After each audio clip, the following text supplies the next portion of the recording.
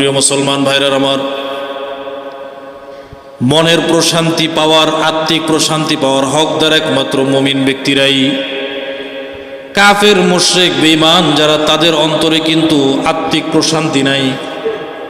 তাদের ভিতরে সব সময় একটা অস্থিরতা বিরাজ করে, সব সময় একটা ভয় কাজ করে। হায় হায়, না জানি আমার কি হয়।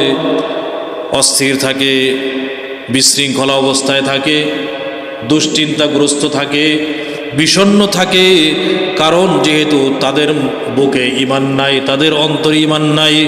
এজন্য আল্লাহ পাক রব্বুল আলামিন কাফের মুশরিককে কখনো আত্মিক প্রশান্তি, তাদের সাকিনা নামক এই নিয়ামত আল্লাহ পাক রব্বুল আলামিন কাফেরদেরকে কখনো দান করেন না। শুধু সাকিনা নামক এই নিয়ামত, সাকিনা নামক এই অনুগ্রহ, এটা একমাত্র আল্লাহ পাক